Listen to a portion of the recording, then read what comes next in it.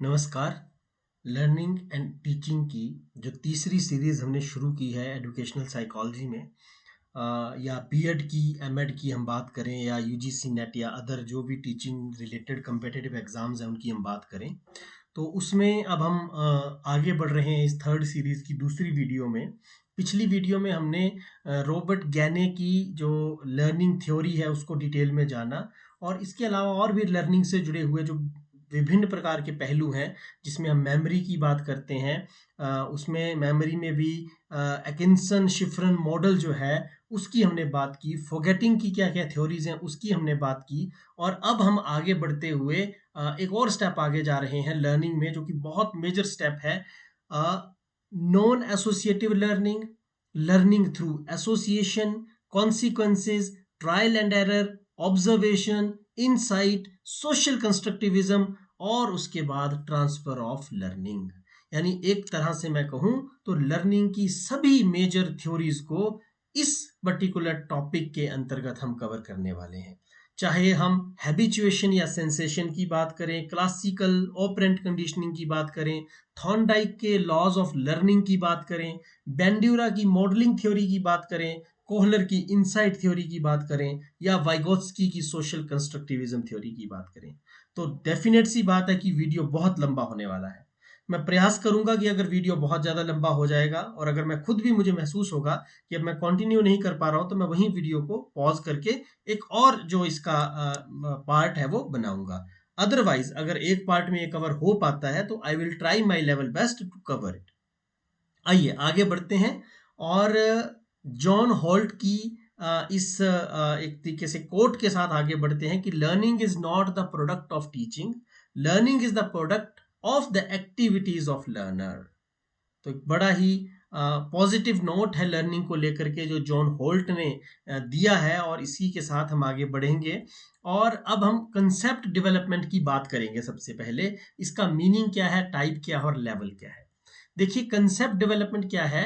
Learning is a continuous process of acquiring knowledge, skills, values and attitudes. अब ये वो बात हो गई है जो बार बार दोहराई जा रही है, क्योंकि हम जानते हैं कि लर्निंग की बात हम कर रहे हैं और लर्निंग में ये बात हमेशा आएगी कि लर्निंग जो है वो कॉन्टिन्यूअस प्रोसेस है, और इसमें हम क्या क्या अर्जित करते हैं, एक्वायर करते हैं, प्राप्त करते हैं, तो वो है ज्ञान, कौशल, मूल्य और बिलीव्स, एटीट्यूड्स, दृष्टिकोण। ठीक है जी। अब इसके बाद जो अगला स्टेप है वो है concept of a mental representation of a category. अब कंसेप्ट क्या है, ये मेंटल रिप्रेजेंटेशन है ऑफ अ कैटेगरी। ठीक है जी। मान लीजिए हमारे दिमाग में कोई कैटेगरी बनती है किसी चीज को लेकर के। जैसे फॉर एग्जांपल अगर हम जीवों की बात करें तो तीन तरह के जीव हमें देखने को मिलते हैं। वो जो जल में निवास करते हैं, वो जो थल पे निवास करते हैं, और वो जो वायु में निवास करते हैं, या यूं भी कहें कि जो उभयचर भी हैं, एक हर जगह पर निवास कर लेते हैं। तो इस तरीके के जो जीव हैं जो जल और थल दोनों में रह लेते हैं, उन्हें हम उभयचर कहते हैं। तो ये एक कंसेप्ट है, ये एक कंसेप्ट है। इसी तरीके से जल में रहने वाले जीवों को जलीय जीव कहेंगे या जलचर कहेंगे, तो वो भी एक कंसेप्ट है। तो हमारे दिमाग में, हमारी माइंड में जो मेंटल रिप्रेजेंटेशन बनती है एक पर्टिकुलर कैटेगरी को लेकर के, उसे हम मेंटल रिप्रेजेंटेशन, उसी मेंटल रिप्रेजेंटेशन को हम कंसेप्ट बोलते हैं। हमारे दिमाग में बहुत से कंसेप्ट हैं, चाहे टाइम का कंसेप्ट है, वेट का कंसेप्ट है, मेजरमेंट का कंसेप्ट है, ये मैथमेटिक्स की बात है भी। अगर हम सोशल स्टडीज की बात करें, डेमोक्रेसी का कंसेप्ट है, सेक्युलरिज्म का कंसेप्ट है, सोशलिज्म का कंसेप्ट है। तो बहुत से कंसेप्ट जो है वो हमारे दिमाग में होते हैं। अब टाइप्स की बात करें तो कंसेप्ट में कंक्रीट कंसेप्ट होते हैं, जैसे कि मैंने आपको बताया, वो चीजें जिन्हें हम छू सकते हैं, महसूस कर सकते हैं, छू के टच कर सकते हैं, we can touch, we can see. जैसे कि अगर हम बात करें, मोबाइल फोन का कंसेप्ट आ गया, लैपटॉप का कंसेप्ट आ गया, बुक का कंसेप्ट आ गया। बुक है, बुक क्या होगी, हर वो, मतलब बुक को हम छू सकते हैं, टच कर सकते हैं, लेकिन कुछ ऐसे कंसेप्ट हैं जिन्हें हम छू नहीं सकते, टच नहीं कर सकते, उन्हें एब्स्ट्रैक्ट कंसेप्ट बोलेंगे। जैसे कि हम बात कर सकते हैं डेमोक्रेसी के कंसेप्ट की। ठीक है, हम बात कर सकते हैं रियलिटी के कंसेप्ट की, ट्रुथ क्या है, ट्रुथ एब्स्ट्रैक्ट फॉर्म आ गया। इसी तरीके से कुछ रिलेशनल कंसेप्ट्स भी होते हैं जो एक दूसरे से जुड़े हुए होते हैं, जैसे कि हम अगर बात करें कि डेमोक्रेसी में, अगर बात करें कि डेमोक्रेसी में क्या रिलेशनल कंसेप्ट्स हैं, तो डेमोक्रेसी में जो है हम देखेंगे कि जो यूनिवर्सल फ्रेंचाइजी है, यानी सार्वभौमिक वयस्क मताधिकार है, उसमें और प्रतिनिधियों का जो चुनाव किया जाता है, एकल मत प्रणाली, उन दोनों में क्या है, संबंध है, ये रिलेटेड है डेमोक्रेसी के साथ, दोनों पूरक हैं डेमोक्रेसी के। तो इस तरीके से कंसेप्ट्स को हम समझ सकते हैं। अब अगर हम कुछ और टाइप्स की बात करें तो कंजक्टिव टाइप्स होते हैं, जिसमें प्रेजेंस होगी एटलीस्ट 2 फीचर्स की, ऐसे कंसेप्ट जिनमें कम से कम 2 फीचर्स होंगे। और रैशनल रिलेशनशिप बिटवीन ऑब्जेक्ट और इट्स सराउंडिंग, रैशनल जो कंसेप्ट होगा वो कैसा होगा, जिसमें रिलेशनशिप हमें देखने को मिलेगा, रैशनल का मतलब ही रिलेशनशिप से है, ऑब्जेक्ट और उसकी सराउंडिंग के बीच में। इसी तरीके से डिसजंक्टिव हमें कंसेप्ट्स देखने को मिलते हैं, जो होते हैं at least one of several features, जिसमें कोई ना कोई एक फीचर एटलीस्ट होता ही होता है। इसके बाद क्या आता है, इसके बाद हमारा अगला जो पॉइंट है वो है लेवल्स क्या क्या है कंसेप्ट के। तो कंसेप्ट का सबसे नॉर्मल लेवल आ गया बेसिक लेवल के कंसेप्ट, उसके बाद आ गया सुपर ऑर्डिनेट कंसेप्ट, और फिर आ गया सब ऑर्डिनेट कंसेप्ट। बेसिक कंसेप्ट साधारण संप्रत्यय जो बिल्कुल बेसिक्स हैं, ठीक है, जिसको हम बोलते हैं ना कि मैथमेटिक्स हम पढ़ने जा रहे हैं, तो अंकों का ज्ञान, नंबर सिस्टम बिल्कुल बेसिक में आ गया, जमा गुना घटाना भाग बेसिक में आ गए। उसी तरीके से कुछ सबऑर्डिनेट होते हैं, जैसे जमा और घटाना अगर बेसिक है तो गुण और भाग जो है वो सबऑर्डिनेट हो सकते हैं। और सुपर ऑर्डिनेट में जो है वो उससे भी आगे के कंसेप्ट जो है, जिसमें ट्रिग्नोमेट्री आ जाती है, एल्जेब्रा आ जाता है, इन चीजों को जो है वो हम उसमें ले सकते हैं। इसके बाद अगर हम स्ट्रेटजीज की बात करें, स्ट्रेटजीज क्या है कंसेप्ट को सीखने के लिए, what are the strategies to learn concept, तो है एग्जांपल्स एंड नॉन एग्जांपल्स। हम एग्जांपल्स के साथ कंसेप्ट को सीख सकते हैं, जैसे अगर हमने जलचर, ये कंसेप्ट दिमाग में डालना है कि जलचर जीव कौन कौन से हैं, तो हम एग्जांपल दे सकते हैं उन जीवों का जो जल में रहते हैं। और इसके साथ साथ हम नॉन एग्जांपल्स का भी यूज कर सकते हैं, वो एग्जांपल साथ में दें जो जल में नहीं रहते हैं, तो बच्चा डिस्क्रिमिनेट करेगा, और डिस्क्रिमिनेट जब करेगा तो कंसेप्ट लर्निंग हो जाएगी अपने आप में।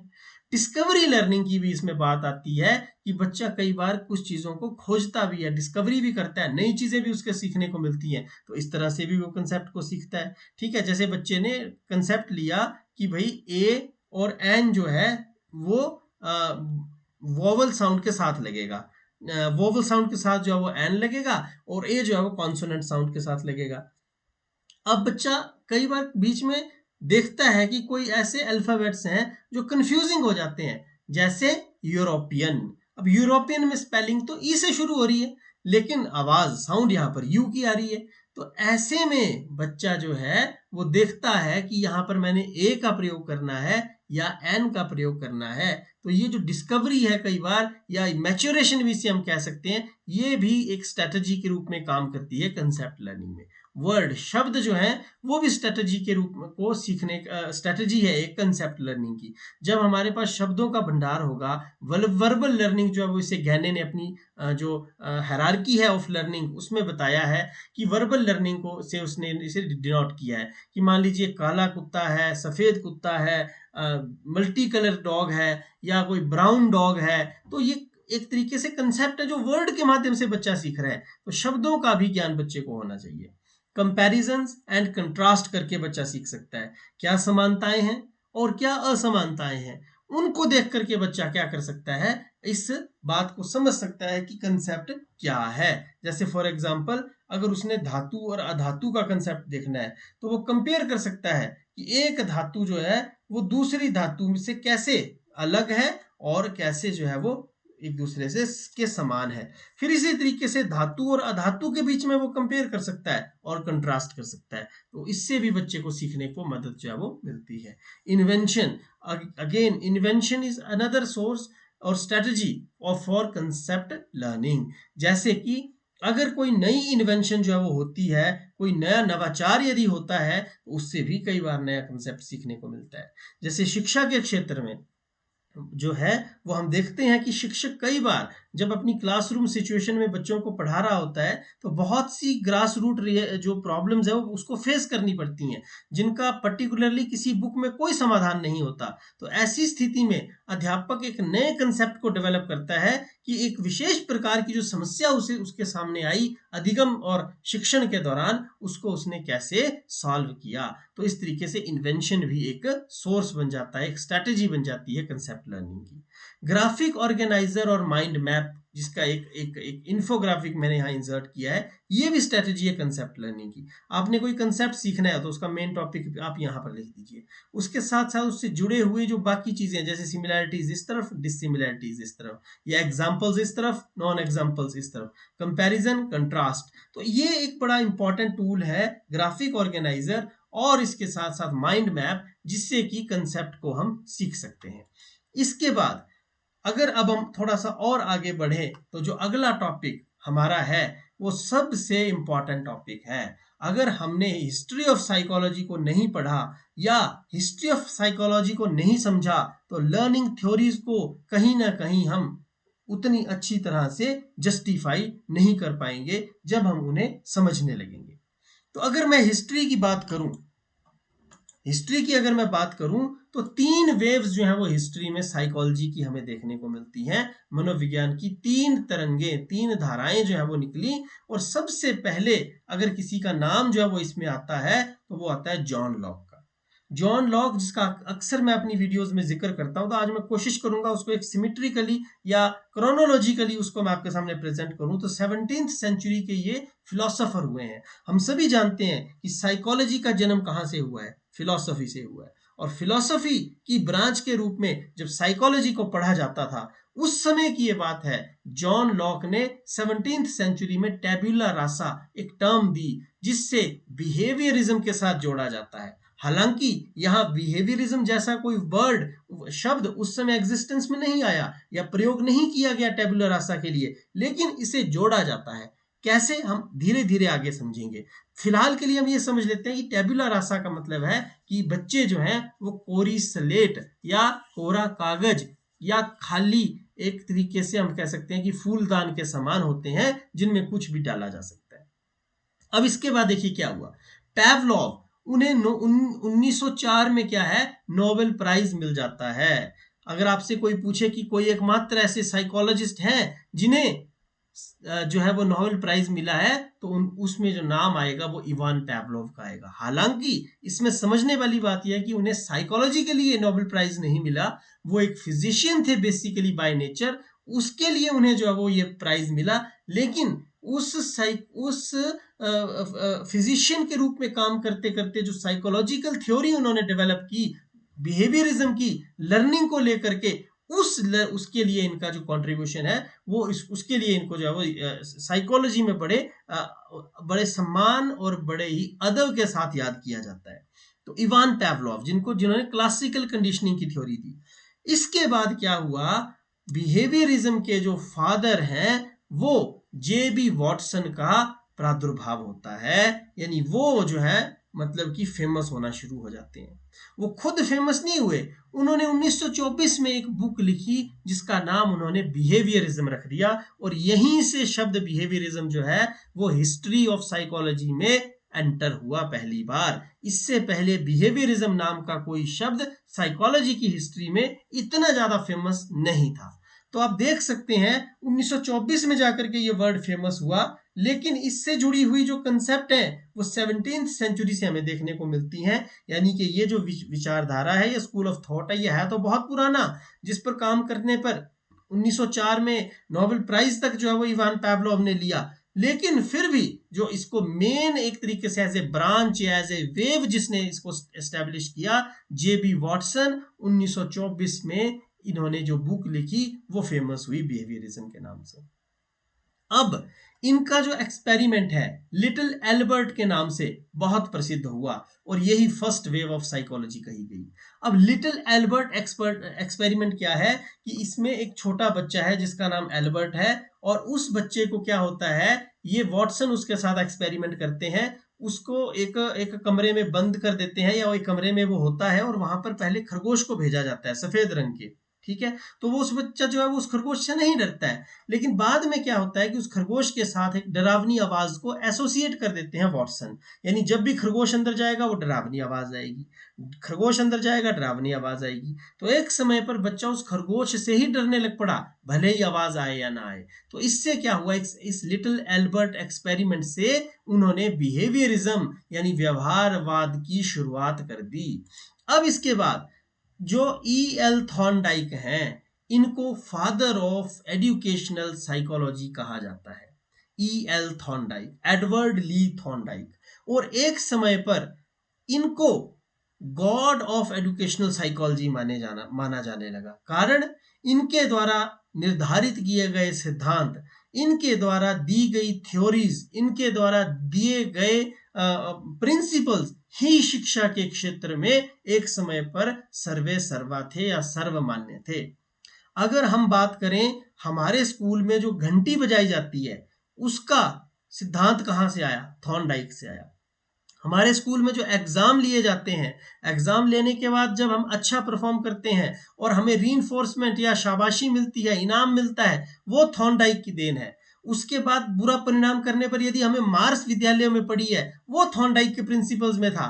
तो थॉर्नडाइक वो व्यक्ति थे जिन्होंने साइकोलॉजी की जो थ्योरीज थी, जो फाइंडिंग्स थी, उनको सबसे पहले शिक्षा के क्षेत्र में अप्लाई किया, और इसीलिए इन्हें शैक्षिक मनोविज्ञान का पितामह या जनक के रूप में संज्ञा दी गई। थॉर्नडाइक इतने फेमस हो गए थे कि और कोई साइकोलॉजिस्ट इनके सामने टिकने की मतलब उस समय पर हिम्मत नहीं करता था। जो बात ये कहते थे उसे ही शिक्षा के क्षेत्र में एज इट इज हूबहू लागू कर दिया जाता था।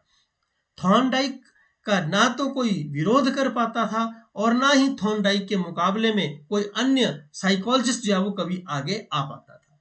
लेकिन E.L. थॉर्नडाइक के विचारों को लेकर के भी एक समय ऐसा आया जब एक ऐसा साइकोलॉजिस्ट हमारे बीच में आया जिसने कि उसको चुनौती दी। कौन था वो साइकोलॉजिस्ट, वो हम आगे इसी स्लाइड में जानेंगे। लेकिन उससे पहले थॉर्नडाइक के ही एक स्टूडेंट हुए। मैं ये भी बता दूं कि थॉर्नडाइक के लॉज ऑफ लर्निंग सबसे फेमस हैं। 3 प्राइमरी लॉज और बहुत से सेकेंडरी लॉज थॉर्नडाइक ने दिए हैं, और वो सारे के सारे आज भी शिक्षा के क्षेत्र में प्रयोग किए जाते हैं।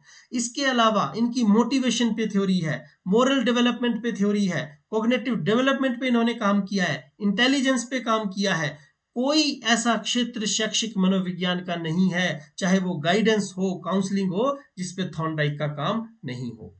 और इनके ही शिष्य आगे चलकर B.F. स्किनर ने ऑपरेंट कंडीशनिंग की थ्योरी जो है वो हम सबके सामने रखी, और हम सब जानते हैं कितनी इंपॉर्टेंट ये ऑपरेंट कंडीशनिंग की थ्योरी उस समय भी थी और आज भी इसका प्रयोग शिक्षा के क्षेत्र में किया जाता है। तो स्किनर ने जो है वो बेसिकली थॉर्नडाइक के काम को ही आगे बढ़ाया, और उसमें भी स्पेसिफिकली अगर हम बात करें तो रीइंफोर्समेंट पे जो है वो स्किनर ने काम किया। स्किनर के बाद अगर हम बात करें तो बिहेवियरिस्ट जो लर्निंग है, इनके अनुसार बिहेवियरिस्ट थ्योरीज के अनुसार लर्निंग कैसे होती है, वो उसके क्या क्या कॉजेज हैं, अगर हम उनकी बात करें तो सबसे पहला कॉज वो मानते हैं चेंज इन बिहेवियर, कि बच्चे के बिहेवियर में अगर चेंज आता है इट मींस कि लर्निंग हो रही है। अगर बिहेवियर में कोई visible permanent relatively permanent change नहीं आता है means know learning is happening. Animals और ह्यूमंस दोनों एक तरह से सीखते हैं, ऐसा ये मानते थे मैक्सिमम बिहेवियरिस्ट जो थे, चाहे वो थॉर्नडाइक हो, चाहे वो स्किनर हो, चाहे वो वॉटसन हो, चाहे वो पैवलोव हो। इनके एक्सपेरिमेंट्स एनिमल्स पर हुए, और इन्होंने एनिमल्स पर किए गए एक्सपेरिमेंट को ही ह्यूमंस पर एज इट इज अप्लाई किया, और थॉर्नडाइक उनमें से एक है जिन्होंने उन एक्सपेरिमेंट्स को ह्यूमन और विशेष रूप से चिल्ड्रंस पर, स्टूडेंट्स पर स्कूल्स में अप्लाई किया। तो ये मानते हैं कि सीखना या सीखने की जो प्रक्रिया है वो मनुष्यों में और जानवरों में बिल्कुल एक समान चलती है, और सीखना फोर्सफुली होता है, इंटेंशनली कोई नहीं सीखता, सिखाने के लिए जोर जबरदस्ती करनी पड़ती है, ऐसा बिहेवियरिज्म वाले मानते हैं, ऐसा थॉर्नडाइक, वॉटसन, स्किनर मानते हैं, और इसीलिए हमारे साथ जोर जबरदस्ती हुई जब हम विद्यालयों में पढ़ते थे। इसके बाद जो चौथा कंसेप्ट है इसमें वो ये है कि बच्चे का जो दिमाग है वो बिल्कुल खाली स्लेट की तरह है, ठीक है, उसमें कुछ भी भरा जा सकता है। इसमें वॉटसन की एक बड़ी फेमस जो एक एक हम कह सकते हैं कि कथन है कि मुझे कुछ बच्चे दे दो और फिर मैं चाहूं तो उन्हें डाकू बना दूं और अगर मैं चाहूं तो उन्हें एक संत बना दूं। तो कहने का अभिप्राय ये है कि ये रिलेट कहां पर हुई जाकर के 17th सेंचुरी के उस विचार से जिसे टेब्यूला रासा टर्म दी जॉन लॉक ने, और यही चीज आगे जाकर के वॉटसन ने उठाई, यही चीज थॉर्नडाइक ने कही, यही चीज बीएफ स्किनर की थ्योरी में देखने को मिली और यही चीज पूरे के पूरे बिहेवियरिज्म का मेन पिलर बनी। इसके बाद अगर हम बात करें, ये तो थी फर्स्ट वेव ऑफ साइकोलॉजी, तो साइकोलॉजी में दूसरी वेव भी आई जिसको हम पढ़ चुके हैं, फ्रायड, सिगमंड फ्रायड, जिन्हें psycho analysis, psycho sexual theory का, 5 स्टेज थ्योरी का जनक कहा जाता है। तो फ्रायड वो व्यक्ति थे जिन्होंने सेकंड वेव ऑफ साइकोलॉजी को जन्म दिया।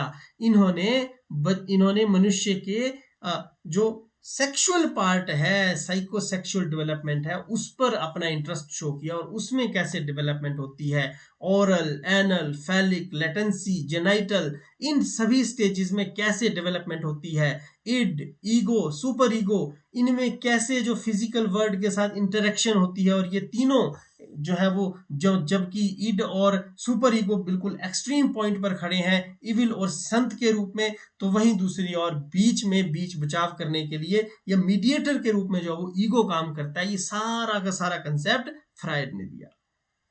और इसके बाद आई साइकोलॉजी की तीसरी वेव जिसे ह्यूमनिज्म या अब्राहम मैस्लो की थ्योरी के नाम से जाना जाता है, मानववाद के नाम से जाना जाता है। और हम जानते हैं कि मैस्लो को यदि किसी चीज के लिए याद किया जाता है तो वो है इनकी हायरार्की ऑफ नीड थ्योरी, जिसको इन्होंने बड़े बेहतरीन तरीके से प्रस्तुत किया है, जो हर समय आज के समय में भी उतनी ही कारगर है जितनी पीछे कभी जब वो थ्योरी दी गई थी उस समय कारगर थी। यानी हर समय, हर काल, हर एक हम कह सकते हैं कि परिस्थितियों में जिस थ्योरी ने अपना इम्पैक्ट छोड़ा, need hierarchy of need theory, उसको मैस्लो ने दिया। कार्ल रोजर्स सेल्फ थ्योरी इन्होंने दी, हालांकि ये उतने ज्यादा फेमस नहीं हुए जितने मैस्लो हुए, लेकिन फिर भी थर्ड वेव ऑफ साइकोलॉजी में इन दो का नाम अग्रणी पंक्ति में हमें देखने को मिलता है। इसके साथ साथ कंस्ट्रक्टिविज्म एक अलग फील्ड निकली जिसमें कि जो अगेन दो वेव्स आई। ये जो बिहेवियरिज्म है ये कहीं ना कहीं ये मानता था कि बच्चे का दिमाग खाली है, बच्चा सिर्फ और सिर्फ जानवरों के तरीके से ही सीखता है। लेकिन इसके उलट एक और जो स्कूल ऑफ थॉट जो इवॉल्व हुआ जिसमें भी दो वेव्स आई, उसकी पहली वेव को जिसने जन्म दिया वो थे जीन प्याजे, जिन्होंने cognitive, radical, personal, individual constructivism की अवधारणा को प्रतिपादित किया। उन्होंने कहा कि ज्ञान का निर्माण बच्चे स्वयं करते हैं, ऐसा नहीं है कि बच्चे इनएक्टिव होकर के असक्रिय रह करके सीखते हैं, बच्चे सक्रिय होकर स्वयं अपने ज्ञान का निर्माण करते हैं। और दूसरी वेव वाइगोत्स्की, जिसको हम इस पर्टिकुलर वीडियो में या इस पर्टिकुलर सीरीज में पढ़ेंगे, अगर वीडियो लंबी हो गई तो I will cut it short, मैं इसके 2 पार्ट्स या 3 पार्ट्स बना दूंगा। और सेकेंड वेव को जो है वो वाइगोत्स्की ने अपनी सोशल कंस्ट्रक्टिविज्म के माध्यम से हम सबके सामने रखा।